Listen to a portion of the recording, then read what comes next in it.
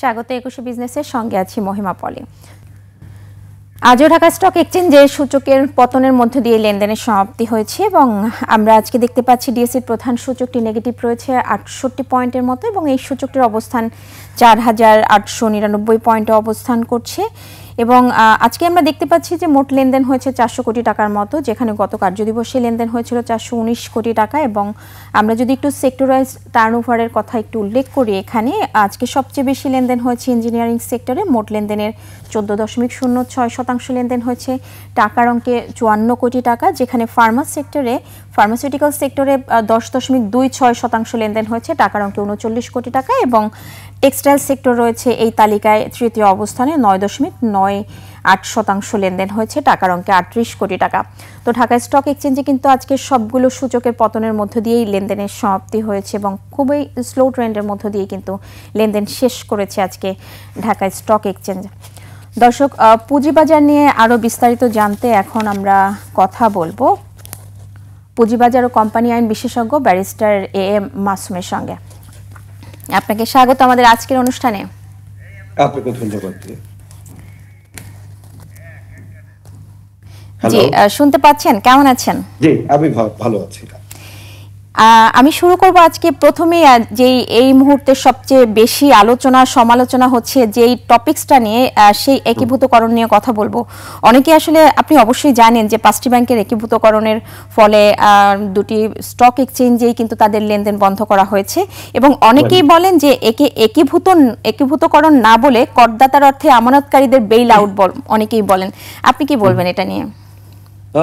আসলে এই ইস্যুটা একেবারেই ভেরি সেন্সিটিভ এবং খুব দুঃখজনক একটা ঘটনা ঘটেছে। আপনি দেখেছেন যে ব্যাংকিং সেক্টরে একটা অরাজকতা হয়েছে, এটা এখানে কোনো ডাউট নেই।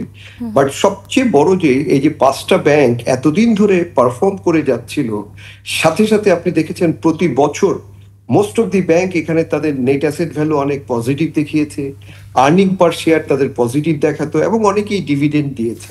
তাহলে এই যে বছরের পর বছর যেখানে তাদের এখন 5 তারিখের পরের যে রিপোর্ট আমরা দেখছি, সেখানে দেখছি নন পারফর্মিং লোন প্রায় 1,42,000 কোটি টাকা, যেখানে আপনি যদি চিন্তা করেন যে অন এন অ্যাভারেজ তার ডিপোজিট ছিল 1.5 লাখ কোটি টাকা, সেখানে সে কিভাবে 2 লাখ কোটি টাকার মতো লোন দিল। তার মানে হলো এডি রেশিও বা SLR বা CRR, এই জিনিসগুলি বাংলাদেশ ব্যাংকের যে টাইম টু টাইম দেখার কথা, সেইটা সেইভাবে তারা দেখেনি। অ্যাট দি সেম টাইম আপনার সিকিউরিটি এক্সচেঞ্জ কমিশন এবং দুটি এক্সচেঞ্জ তাদেরও এই যে টাইম টু টাইম যে অডিট রিপোর্ট করা হয়েছে এবং এই যে ডিসক্লোজার করতো যে তারা যেই ডেটাগুলির উপরে বেসিস করে এই যে ডিভিডেন্ড দিত এবং এই যে যারা ইনভেস্টর এই সেকেন্ডারি মার্কেটে, এই যে ইনভেস্টররা এই ডাটাগুলি দেখে কিন্তু তারা মার্কেটে ইনভেস্ট করেছে।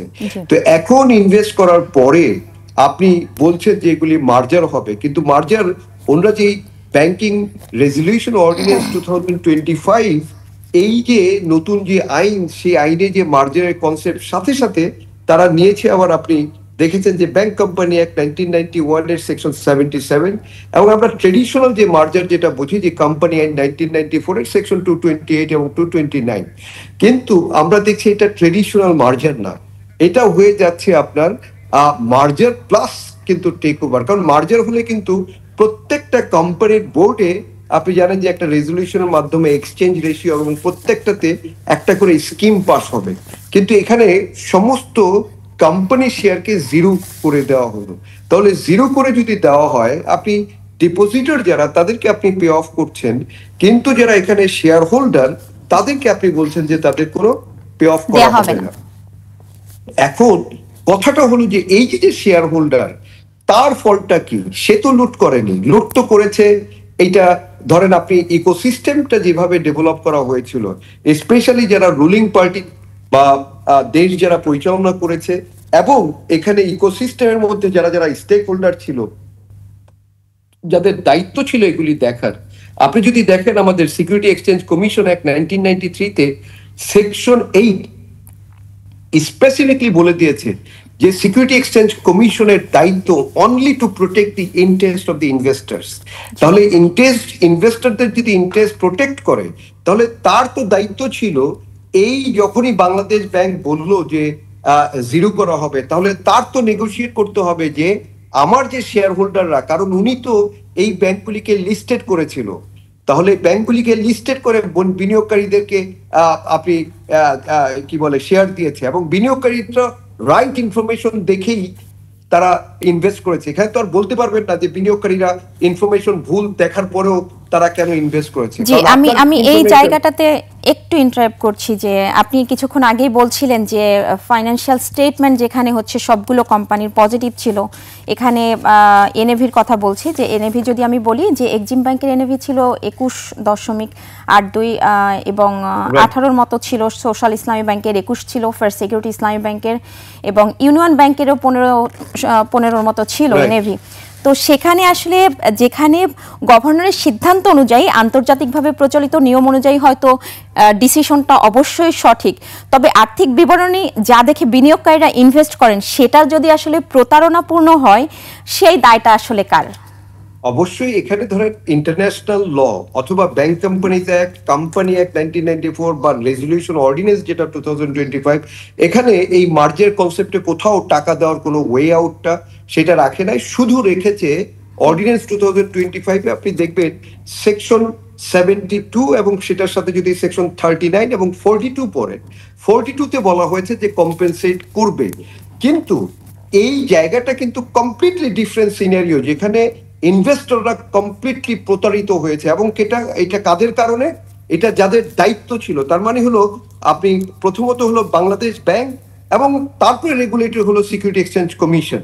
তাহলে যদি তাদের দ্বারা, তাদের মাধ্যমে বা তাদের কারণে যদি এটা হয়ে থাকে, তাহলে বিনিয়োগকারী যারা, তাদের ফল্টটা কোথায়?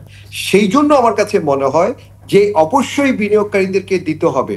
যদিও মার্জারের যে কনসেপ্ট বা মার্জারের যে আইন আমাদের দেশে এবং ইন্টারন্যাশনাল লতে সেটা দেওয়া যায় না, কিন্তু আপনি তো আমাদের যে মার্জার এখন হচ্ছে, এটা তো শুধু মার্জার না, এটা মার্জার সাথে সাথে আমার কাছে মনে হয় এটা টেক ওভার বা লিকুইডেশন আপনি প্রসেস বলতে পারেন। এবং সেইটা যেহেতু পলিসি ইন্টারভেনশন হচ্ছে, তাহলে আপনাকেও পলিসি ইন্টারভেনশন করে এই যে যারা অর্ডিনারি শেয়ার হোল্ডার ছিল, যাদের এই লুটের সাথে কোনোভাবে কোনো কানেকশন নাই, তাদেরকে আপনাকে অবশ্যই আইদার কম্পেনসেট করতে হবে বা যে কোনো একটা পলিসি ইন্টারভেনশন লাগবে, যেটা অবশ্যই সিকিউরিটি এক্সচেঞ্জ কমিশনকে নেগোশিয়েট করতে হবে। কারণ সিকিউরিটি এক্সচেঞ্জ কমিশন তারা দায়িত্ব নিয়েছে এবং সেইটা তাদের আইন দ্বারা, security exchange commission act 1993 section 8 দ্বারা তাদের দায়িত্বই হলো তাদের ইনভেস্টরদের ইন্টারেস্ট প্রোটেক্ট করা। এবং তারাই এই ব্যাংকগুলিকে লিস্টেড করেছে। যদি তারা লিস্টেড না করতো, এই বিনিয়োগকারীরা কিন্তু এই শেয়ার কিনতো না। এবং তারাই কিন্তু এই যে ডিএসসির ওয়েবসাইটে আপনি দেখবেন যে এই রেগুলার বেসিস ইনফরমেশনগুলি তারা পাবলিশ করেছে, যেখানে এনএভি পজিটিভ দেখিয়েছে, ডিভিডেন্ড দিয়েছে টাইম টু টাইম। তাহলে তারা এই দায় কখনোই এইটা ওভারকাম করতে পারবে না। এবং সেই জন্য আমার কাছে মনে হয় security exchange commission plus Bangladesh bank এবং ফাইন্যান্স মিনিস্ট্রি এখানে একটা পলিসি ইন্টারভেনশন করতে হবে, যে এই যে সাধারণ ইনভেস্টর যারা, যাদের কোনো ফল্ট নেই, যাদের কোনো লুটের সাথে কানেকশন নেই, অ্যাটলিস্ট তাদেরকে একটা কম্পেনসেশনের ব্যবস্থা করা। এবং সেইটা তাদেরকে করতে হবে। এটা এরকম হতে পারে যে 6 মান্থের একটা অ্যাভারেজ আপনি কি বলে প্রাইস, কোটেড প্রাইস, অথবা এমন হইতে পারে 6 মান্থের একটা অ্যাভারেজ আপনি আর্নিং পার শেয়ার বা একটা ধরেন 6 মান্থের ন্যাভ ধরে আপনি তাদেরকে কম্পেনসেট করা। কিন্তু যদি কম্পেনসেট আজকে না করেন, পুরো ব্যাংকিং সেক্টর এবং সিকিউরিটি এক্সচেঞ্জ যে ক্যাপিটাল মার্কেটে যে সেকেন্ডারি ইনভেস্টরদের এই যে কনফিডেন্স, এই কনফিডেন্সটা তারা হারিয়ে ফেলবে। এবং যার জন্য কিন্তু আমরা রিফ্লেকশনটা কতদিন ধরে দেখছি যে ব্যাংকে আপনি ক্যাপিটাল মার্কেটের ট্রানজ্যাকশন, এই যে ডিএসসির আপনি দেখেন 400 কোটি টাকা, 450 কোটি টাকা, ইভেন 400 কোটি টাকার নিচে কমে যাচ্ছে। এখন এই দায়ভার, এই যে মার্কেট দিনকে দিন যে খারাপ হচ্ছে, এই যে যারা অর্ডিনারি শেয়ার হোল্ডার তারা প্রতারিত হচ্ছে, এইটার তো কারো না কারো তো দায়ভার নিতে হবে। এবং সেই জায়গায় তো আপনাকে অ্যাকাউন্টেবিলিটির ব্যাপারটা আনতে হবে। যাদের কারণে এই ঘটনাগুলি ঘটলো, তাদের পানিশমেন্টটা এক্সাম্পলারি হওয়া উচিত। অ্যাট দি সেম টাইম এই যারা রেগুলেটর এখানে আছে, তাদের দায়িত্ব হবে কিভাবে যারা ইনোসেন্ট, যাদের কোনো ফল্ট নেই এই প্রক্রিয়াতে, যারা সলিডলি ইনভেস্ট করেছে উইথ ইনফরমেশন যেগুলি আপনার ওয়েবসাইটে ছিল, স্পেসিফিক ইনফরমেশন, আপনাদের দায়িত্ব হলো প্রপার অডিট হচ্ছে কিনা, আপনাদের দ্বারাই মনোনীত লোকজন দ্বারাই অডিট করানো হয়েছে, আপনারাই ডিএসসির ওয়েবসাইটে দিয়েছেন, সেই ডাটা দেখেই এই ইনোসেন্ট ইনভেস্টররা ইনভেস্ট করেছে। আর আজকে যদি আপনি ওয়ান মর্নিং এসে বলেন যে তারা জিরো কোনো টাকা পাবে না, তাহলে সেইটা হবে অনেক ইনজাস্টিস হবে এবং এইটা নিয়ে অনেক ধরনের কিন্তু মামলা হবে, যদি না তারা এটা স্টেপ আপ হয়ে এই বিনিয়োগকারীদেরকে এইটার একটা যে কোনো একটা সুরাহা, যেটা পলিসি ইন্টারভেনশন আমার কাছে মনে হয় মাস্ট। যে আরেকটা বিষয়, যে এই যে গভর্নরের এমন সিদ্ধান্তের পরে কিন্তু বিনিয়োগকারীরা ক্ষোভ প্রকাশ করেছেন এবং বিনিয়োগকারীরা মূলত ব্যাংকগুলোর এই অবস্থার জন্য শতভাগ কিন্তু বাংলাদেশ ব্যাংকের সরকারকে দায়ী করছেন, সেই সাথে বাংলাদেশ ব্যাংককে দায়ী করছেন। যেহেতু প্রত্যেকটা ব্যাংকের মনিটরিং করছে বাংলাদেশ ব্যাংক, সেই সাথে পুঁজিবাজারকে অবশ্যই দায়ী করছেন। তারা তাদের ফাইন্যান্সিয়াল স্টেটমেন্টগুলো, তাদের যেটা দায়িত্ব, যেহেতু তারা অভিভাবক ছিলেন পুঁজিবাজারে, সেই দায়িত্বটা কিন্তু তারা পালন করেন নাই। সেই জায়গা থেকে তাদেরকেও দায়ভার দেয়া হচ্ছে এবং বিনিয়োগকারীরা ক্ষোভ প্রকাশ করছেন। তবে সেই ক্ষোভের পরিপ্রেক্ষিতে বাংলাদেশ ব্যাংকের পক্ষ থেকে একটা সিদ্ধান্ত না, একটা কথা বলা হয়েছে, সেটা হচ্ছে সরকার চাইলে বিনিয়োগকারীর ক্ষতিপূরণ কিছুটা করা যায়। সেটা আসলে কিভাবে, যদিও আপনি কিছু প্রসেস বলেছেন। এইটা আমাদের যে ব্যাংক রেজুলেশন অর্ডিন্যান্স 2025 এর সেকশন 42 তে স্পেসিফিকলি বলা আছে যে কম্পেনসেশন করা যায় এবং কম্পেনসেশন করা হবে, কিন্তু সেই কম্পেনসেশনটা তো তাদেরকে একটা আপনার দিতে হবে, তো কনফিডেন্স গ্রো করতে হবে, তো যে তোমরা যে ইনভেস্ট করেছো এইটার একটা পার্সেন্টেজ বা যে কোনো ন্যায় অনুযায়ী হোক বা কোটেড প্রাইস লাস্ট 6 মান্থ অনুযায়ী হোক, যে কোনো একটা সিদ্ধান্তে তাদের আসতে হবে। এবং সেইটা আমার কাছে মনে হয় কমিশনকে, সিকিউরিটি এক্সচেঞ্জ কমিশনকে স্পেসিফিকলি নেগোশিয়েট করতে হবে বাংলাদেশ ব্যাংকের সাথে এবং ফাইন্যান্স মিনিস্ট্রিকে। কারণ সিকিউরিটি এক্সচেঞ্জ কমিশনের দায়িত্ব হলো এই সেকেন্ডারি ইনভেস্টরদেরকে প্রোটেক্ট করা। বাংলাদেশ ব্যাংকের মেইন দায়িত্ব হলো আমানতকারীদেরকে, ডিপোজিটরদেরকে। সেটা বাংলাদেশ ব্যাংক কিন্তু অলরেডি সেইটার অ্যাসিওরেন্স দিয়েছে।